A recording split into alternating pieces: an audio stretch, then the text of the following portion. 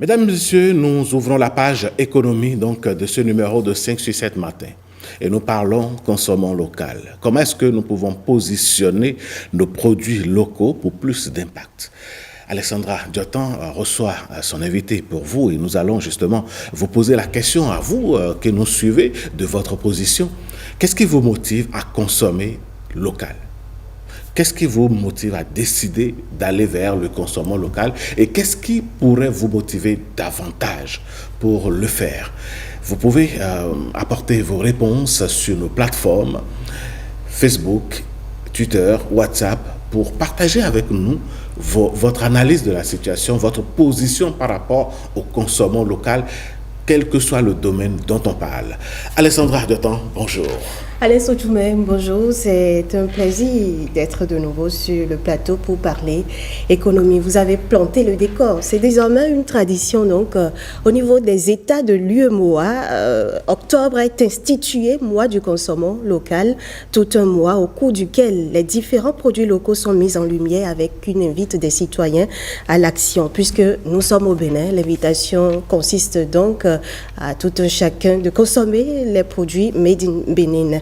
Alors qu'en général, nos producteurs locaux se plaignent des difficultés d'écoulement de leurs produits, du problème de visibilité de ces produits-là et d'accès au marché. Entre autres, nous avons décidé ce matin de donner la parole à un acteur qui fait partie du monde des producteurs, Ricardo Aguegué. C'est bien son nom, il est l'invité du jour. Ricardo Aguegué est docteur en microbiologie et entrepreneur dans le secteur de l'agroalimentaire. Bonjour Ricardo. Bonjour Madame Alessandra. Et bienvenue sur ce plateau. C'est un plaisir. Alors déjà, vous êtes entrepreneur dans l'agroalimentaire, si je ne me trompe, depuis pratiquement 8 ans, 8 années, c'est bien cela? Exactement. Ou ça fait plus? Bon, je vais dire que nous sommes dans l'agroalimentaire depuis près de 8 ans. D'accord. Spécialement dans la production des jus de fruits. C'est bien ça. À base des produits locaux. Alors, que pensez-vous de l'habitude du citoyen béninois à consommer local? Bon, par rapport à la consommation des produits locaux par les citoyens béninois, je peux dire qu'aujourd'hui, la tendance a changé. Parce qu'il y a de cela 3 ans en arrière, les Béninois n'allaient pas du tout vers nos produits locaux. Mais grâce à l'effort du gouvernement, à travers la sensibilisation, les Béninois maintenant commencent pas à s'intéresser à nos produits locaux. C'est-à-dire qu'ils achètent nos produits locaux maintenant pour leurs événements, si je peux parler des produits agroalimentaires. Également au niveau des administrations, on a constaté que pour les pauses café lors des conférences, il y a nos produits locaux qui sont insérés dedans. Et également, il y a aussi un grand effort qui est en train d'être fait aussi au niveau de nous, entrepreneurs, qui sommes dans les produits locaux à travers l'amélioration de la qualité de ces produits-là. Et c'est tout ça qui fait qu'aujourd'hui, la tendance est en train de changer. Bien qu'il reste encore beaucoup à faire, mais aujourd'hui, on peut dire que ça prend. Justement, il reste du chemin à faire, vous l'avez souligné. Quelles sont ces difficultés-là auxquelles, en tant qu'entrepreneur, vous êtes appelé à faire face? Bon, en tant qu'entrepreneur, la première difficulté pour tout entrepreneur, c'est d'abord le financement. Parce que aujourd'hui, pour avoir accès au financement, le taux d'intérêt au niveau des banques ne nous arrange pas trop. Parce que c'est à un taux de 12%, voire plus. Or, dans d'autres pays, qui sont des pays concurrents qui envoient également nos produits ici, ils ont des taux bonifiés. Quand vous parlez de 12%, je pense qu'il ne s'agit pas des institutions financières, en l'occurrence les banques, c'est beaucoup plus au bas niveau avec les institutions de microcrédit. Yes, c'est avec les institutions de microcrédit. Parce que en tant que... nuancer. Oui, je vais nuancer. Merci beaucoup pour la précision. C'est auprès de microfinances. Parce que pour aller vers les banques, ce qu'on nous exige pour pouvoir réellement contracter des prêts, c'est énorme. Maintenant, si vous êtes un jeune entrepreneur, vous vous lancez dans l'entrepreneuriat et vous êtes difficile parce qu'on vous demande des titres fonciers, on vous demande des cautions, ces genres de cautions que vous n'avez pas. Donc, on se dirige d'abord vers les microfinances pour pouvoir faire ses prêts, pour pouvoir se lancer. Donc, par contre, auprès des banques, le taux est bonifié, mais ce qu'on vous exige aussi, ce n'est pas aussi facile. Oui, mais justement, puisque on va embrayer là-dessus, vous avez parlé de l'action du gouvernement qui favoriserait depuis 3 ans, par exemple, ce sont les thèmes que vous avez utilisés, l'adhésion de plus en plus accrue des Béninois vers les produits locaux. est-ce que le gouvernement ne devrait pas aussi vous accompagner en matière de financement? Et si oui, quels devraient être les leviers sur lesquels le gouvernement pourrait agir? Exactement, le gouvernement est en train de faire un effort dans ce sens. Par exemple, si je prends le FNDA par exemple, si vous passez par le FNDA, il y a une facilitation pour pouvoir avoir accès au crédit. Ce qui n'était pas le cas il y a de cela quelques années. Maintenant, également, si on peut subventionner certains équipements, je sais qu'aujourd'hui, dans l'agroalimentaire, quand vous faites une importation des produits, et c'est pour la production, c'est-à-dire votre entreprise a lancé l'achat d'équipements en Chine, et ça devait venir, le taux de douane est bonifié. Donc voilà déjà des efforts que fait le gouvernement pour pouvoir apaiser maintenant ces gens, pour pouvoir accompagner. Alors, en dehors des difficultés d'accès au financement? Bon, à part les difficultés d'accès au financement, on a la concurrence déloyale des produits qui sont importés. Parce que les produits locaux reviennent très chers. À cause du coût de production. Justement, je ne vous arrête pas, monsieur Agege. Oui. Le Béninois lambda se pose toujours la question basique de savoir comment est-ce que quelque chose qui est produit chez moi, sur mon territoire, est encore plus cher que ce qui vient de l'autre côté. Exactement. Si je prends les jus de fruits, le domaine dans lequel je suis, aujourd'hui, par exemple, pour produire un jus de fruits en canette, il vous faut importer des canettes de la Chine. L'importation, ça a un coût. Maintenant, par rapport au coût de la main-d'œuvre aussi a un coût. Et par rapport au coût de la matière première aussi a un coût. Maintenant, quand vous faites la somme de tout ceci et que vous faites les marges pour que votre entreprise soit rentable pour évoluer, le coût revient très cher parce qu'il y a aussi la fiscalité qui se trouve là. Par contre, de l'autre côté, eux, ils ont une grande industrie. Et la plupart du temps, c'est des pays où l'État a déjà subventionné les entreprises. Ça fait que le taux, ça revient pratiquement moins cher. Imaginez un instant que c'est ici que nous produisons les canettes. C'est-à-dire les canettes que nous utilisons pour pouvoir mettre les jus dedans, si je prends l'exemple des canettes, et que ce n'est pas de l'importation que nous allons faire. Ça va revenir moins cher. Oui, forcément, parce que le coût de transport... Oui, le coût de transport, tout ça là, les taxes, tout ça là, ça s'ajoute à ça. Et bon, je suis très fier d'abord pour déjà ce qui se fait au niveau de la DGIZ, AgroJigbe, pour pouvoir réellement nous permettre réellement d'avoir la matière première. Aujourd'hui, par exemple, AgroJigbe, les entrepreneurs ont la possibilité de commander des emballages, des cartons. Exactement. Ils ne sont plus obligés d'en importer. Peut-être que demain, on aura des canettes déjà à AgroJigbe. Et c'est notre souhait. Surtout qu'on ait des canettes ou bien qu'on ait des bouteilles. Parce qu'aujourd'hui, on fait des importations toujours des bouteilles, ce qui ne devrait pas être le cas. Et également, l'autre difficulté est les réglementations, les normes. C'est-à-dire pouvoir avoir la certification de nos produits. Oui. C'est un parcours de combattant.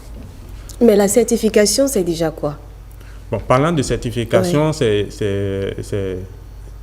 votre produit a une certification ou bien votre entreprise est certifiée, par exemple HACCP, ça voudra dire qu'au niveau du consommateur, il est plus rassuré pour savoir que là, ce qui se passe là, ça respecte les normes établies. Parce qu'au niveau de chaque État, il y a les normes et les réglementations qui est régie. Par exemple, tu prends le domaine de l'agroalimentaire, pour que réellement le consommateur, lambda, même s'il ne vient pas dans votre entreprise, et il prend votre produit, il est sûr qu'au moins, il y a la qualité qui se trouve de ce côté. C'est bien ça. Donc, pour avoir souvent cette certification, c'est souvent énorme parce que les exigences, il faut certaines exigences pour les avoir. Comme quoi? Par exemple, si je prends la certification HACCP ou bien l'autorisation de mise sur le marché, si je me limite au Bénin, vous devez avoir des entreprises qui répondent aux normes, c'est-à-dire vous devez avoir des équipements de qualité, vous devez mettre en place un système HACCP, et le système HACCP, c'est depuis l'amont vers la base, c'est-à-dire depuis le producteur, c'est-à-dire le fruit que vous produisez, que vous prenez pour faire la transformation, vous devez commencer la surveillance depuis ce point jusqu'à la fin. Les conditions de culture, les bonnes pratiques d'hygiène, les bonnes pratiques de fabrication, tout ceci doit être mis en place. Maintenant, c'est souvent difficile pour certaines entreprises en agroalimentaire parce qu'ils n'avaient pas l'information au départ. Et quand ils se lancent dedans, ils rencontrent des difficultés. Donc voilà, aussi, Et les exigences par rapport à l'obtention de ces marchés, de ces certifications, le coût aussi est énorme. D'accord. Le coût aussi est énorme. Par exemple, pour avoir la certification HACCP, vous devez prévoir au moins 15 millions. Ah, donc cela implique aussi que vous décaissez de l'argent. Exactement. Ça implique qu'on décaisse de l'argent. Oui. Donc, tout ceci, si le gouvernement peut nous faciliter la tâche Mais justement, pour pouvoir l'avoir. Face à cet état de choses qui semble complexe, quelle est votre réaction à vous, les producteurs? Je ne sais pas, l'idée est-elle déjà venue de se constituer en coopérative, en association? Exactement. Ainsi, vous allez en groupe. Exactement. Par exemple, ce que nous faisons, et nous sommes en coopérative. Nous sommes en coopérative au niveau de l'OME et également on a des fédérations. Au sein de ces fédérations, qu'est-ce que nous faisons? La première des choses, c'est la sensibilisation. C'est-à-dire, on informe les membres de la coopérative ou bien de la fédération. Ah, voilà les exigences qu'il faut. Voilà comment il faut vous préparer. Maintenant, ensemble, on fait des plaidoyers auprès des institutions. Aujourd'hui, par exemple, il y a la CCIB qui accompagne maintenant les produits et les consommateurs pour j'allais vous poser la question. Ouais. Donc voilà déjà des efforts qui sont en train d'être faits dans ce sens. Oui, mais au niveau, je ne vous arrête pas, parlons de la CCIB, puisque vous évoquez la question, j'allais vous poser le problème. La CCIB vous accompagne. La CCIB, c'est une institution consulaire, c'est une institution qui est quand même dans le giron de l'État. Oui. Quel est son accompagnement pour que les coûts soient amoindris? Par exemple, son accompagnement pour que les coûts soient amoindris, si vous êtes une entreprise dont le chiffre d'affaires ne dépasse pas les 50 millions de francs CFA, l'année, oui, l'année bien sûr, et que vous voulez positionner votre produit pour une certification. Pour une certification, bon, il y a des documents qui répondent que vous devez fournir. Après cette documentation, vous payez peut-être 30 000 francs. Et tout ce qui reste, c'est-à-dire les coûts qu'on doit payer au niveau de la BSSA, le déplacement, l'analyse de ces produits, tout ceci, c'est la CCIB qui prend ça en charge. Donc voilà déjà une bonification qui nous aide largement pour avoir. Et aussi du fait que c'est la CCIB, le calendrier est bien fixé et ça oblige la BSSA de réellement travailler pour que nous ayons les certifications à temps. Parce qu'ils doivent justifier les fonds. Donc voilà déjà un avantage qui nous a permis, nous par exemple, moi personnellement, d'avoir l'autorisation de mise sur le marché sur un certain nombre de produits. Votre produit est donc déjà, vos produits sont donc déjà certifiés. Vous avez parlé de positionnement de produits. Que faut-il entendre par l'expression positionnement? Cela consiste-t-il à retrouver votre produit sur l'étal au marché ou dans les rayons au supermarché? C'est quoi le positionnement? Et un bon positionnement de surcroît. Ok, et parlant du positionnement du produit, bon, à part retrouver nos produits dans les supermarchés, ça ne se limite pas là. Aujourd'hui, on parle de l'identification géographique des produits. Par exemple, notre ananas pain de sucre maintenant l'identification géographique. C'est le seul produit au Bénin? Non, ce n'est pas le seul produit au Bénin. Ce n'est pas le seul produit au Bénin. Il y a aussi, si j'ai bonne mémoire, notre gari. D'accord. Il y a le gari. Il y a aussi d'autres produits qui sont en cours pour avoir les identifications géographiques. Il y a des produits, par exemple, que vous soyez n'importe où dans le monde, et on parle de l'ananas pain de sucre du Bénin, on sait que c'est au Bénin. C'est comme Champagne. Quand on dit Champagne, on sait que c'est une ville de la France qui s'appelle Champagne et on produit là-bas. Maintenant, le positionnement aussi d'un produit, c'est que votre produit non seulement se trouvera dans les rayons des supermarchés, mais également ça doit être compétitif. C'est-à-dire la part du marché que vous avez par rapport aux produits que vous importez, ça doit être énorme. Maintenant, si votre produit, par exemple, ça vous revient très cher, le coût de production revient très cher, et que à côté le produit qui est importé est à vil prix, ça veut dire que vous n'êtes pas compétitif. Oui, vous n'êtes pas du tout compétitif. Et donc votre produit n'est pas bien positionné. Pas du tout, n'est pas bien positionné. Est-ce en général le sort de la plupart des produits locaux? Exactement, c'est le sort de la plupart des produits locaux. Bien que ces produits soient des produits de qualité. Oui. Donc c'est le cas des produits locaux. Et qu'est-ce que vous faites justement pour que ça change? Exactement. Pour que ça change, la première des choses, c'est l'amélioration D'abord, il y a la qualité du produit, qui est déjà une bonne chose. Nous devons travailler sur la qualité. Et également l'amélioration du branding. Vous devez constater qu'aujourd'hui, le branding de nos produits, je parle du packaging au total de nos produits. L'emballage. Voilà. L'emballage. Pour rendre l'expression accessible aux téléspectateurs. Exactement. Ouais. L'emballage, ce n'est pas souvent trop attrayant. Raffiné, c'est pas raffiné non plus. Ce n'est pas encore ça. Parce que quand vous allez dans un supermarché, vous voyez un produit importé et un produit là. Il y a une différence nette. Oui. Donc, nous devons travailler réellement à améliorer l'emballage. Parfois, c'est l'emballage, ce n'est même pas parfois, c'est l'emballage qui attire. L'emballage est un outil vraiment de marketing. Maintenant, également, il y a l'innovation que nous devons travailler dans l'innovation.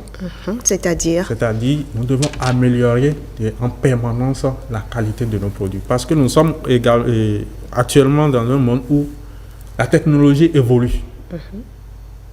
La technologie évolue de façon perpétuelle. Également, au niveau du marketing des produits, aujourd'hui, le bouche à oreille ne marche plus. Qu'est-ce qui marche? C'est le e-commerce maintenant qui marche. Il y a les réseaux sociaux qui sont là pour faire la publicité des produits.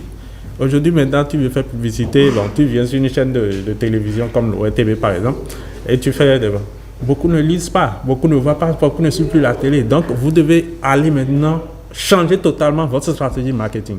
Beaucoup ne suivent pas la télé, mais tous ne sont pas aussi adeptes des réseaux sociaux et autres. Je n'en disconviens pas. Et donc il faut conjuguer tout ça là, justement. C'est bien ça, les différents facteurs pour rendre visibles vos produits. Et également, aujourd'hui, si tu es une entreprise et tu n'as pas un site internet, tu ne serais pas concurrencé sur le marché international. Mais n'est-ce pas déjà demander trop ou gros aux jeunes qui, passionnés par l'entrepreneuriat, a bien envie de s'y jeter? Exactement. On dit, quand vous voulez quelque chose, il faut vous y investir. Le monde entrepreneurial aujourd'hui, c'est comme une jungle. Et si tu veux t'en sortir, vraiment, il faut s'armer. Et pour s'armer, il faut se faire former. D'abord, si vous avez une entreprise, vous devez avoir une vision claire de votre entreprise. Où vous voulez aller. Et en fonction de votre vision, en fonction de votre objectif, vous faites des planifications. Je prends par exemple notre cas. Avant d'avoir les certifications, on s'est dit qu'il faut qu'on travaille à travers des formations. On veut prendre l'autorisation de mise sur le marché. Quelles sont les conditions pour l'avoir? On a commencé déjà par travailler en amont par rapport à ça. C'est-à-dire le local, comment il faut mettre en place le local, quels sont les documents qu'il faut mettre en place, tout ça là d'abord. Et en même temps, on cherche le financement et puis on fait le second pas. Le second pas, c'est quoi? On lance maintenant le processus. Donc, je pense que si vous avez déjà une vision claire de votre entreprise, là où vous voulez aller, est-ce que vous visez simplement le marché local ou bien vous visez simplement le marché international? Si vous visez le marché international, alors là, vous devez travailler déjà. Si c'est dans 3 ans, c'est en 2026 ou bien en 2025 que vous voulez aller sur le marché international, ça veut dire que c'est déjà maintenant que vous devez commencer par ça. Alors, est-ce que vous, personnellement, vous êtes déjà une fois allé à l'assaut du marché international, c'est-à-dire quitter le Bénin, proposer vos produits dans la sous-région, pour commencer? Oui, oui. Dans la sous-région, à travers une fois à la fois au Sénégal, j'ai participé à une fois comme ça. Mais quand j'étais allé au niveau de la foire, j'ai constaté qu'il me restait beaucoup à faire. Et déjà très tôt, j'ai déjà commencé par travailler. Parce que pour d'abord faire l'exportation de ces produits dans la sous-région, il vous faut d'abord des agréments, c'est DAO ou MOA, pour pouvoir faire l'exportation. Mais si vous n'avez pas, vous ne pouvez pas passer. C'est à travers des fédérations que vous pouvez passer, mais quand vous êtes une entreprise lambda et vous voulez aller seul, vous devez avoir ce genre d'autorisation. Vous devez avoir l'autorisation de mise sur le marché. Donc, il y a tout ça là qui est là. Maintenant, si nous devons aller encore à l'international, c'est encore autre chose. Les exigences sont encore bien corsées. Donc, c'est à chaque entrepreneur, c'est à chaque entreprise de travailler. Et aussi, pour rendre cela plus facile, il est important que nous fédérons nos efforts.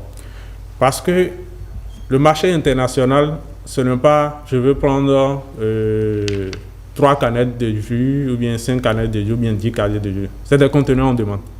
Et il y a certaines entreprises, ils trouvent de gros marchés, mais ils sont incapables de fournir. Mais si nous, entrepreneurs en amont déjà, on fédère nos efforts comme des coopératives, en unissant nos forces, je pense qu'on pourra gagner facilement les marchés. Comme on le dit, ensemble, on va toujours plus loin. Exactement. L'union fait la force, dit-on. Alain Sotoumé, je ne sais pas, peut-être notre invité a quelque chose à dire, un aspect sur lequel il souhaite revenir pour boucler cet entretien. Bon, d'entrée de jeu, je vous remercie pour cette opportunité qui est offerte. Et également merci au gouvernement pour l'effort qui est en train d'être fait, surtout pour le consommation local. Parce que ça prend réellement, et ça motive nous entrepreneurs de réellement travailler pour réellement être au standard international et mieux valoriser notre pays. Ricardo Aguégué, docteur en microbiologie et entrepreneur dans le secteur de l'agroalimentaire. Merci à vous d'être passé sur ce plateau. C'est un plaisir. Ce sera donc tout, Alain Sotoumé, pour la chronique économie. 5-7 se poursuit avec vous. 5-7 se poursuit justement et nous allons aborder dans quelques instants le débat du jour et nous parlerons justement du consommation local. Nous ferons certainement nos invités, nous ferons des propositions au gouvernement pour qu'on sache un peu par quel bout il faut prendre la chose pour plus d'impact. On marque une pause. Docteur, on vous remercie, vous restez avec nous. On vous retrouve tout à l'heure dans le débat. Mesdames, Messieurs, une courte pause s'impose et on vous retrouve juste après.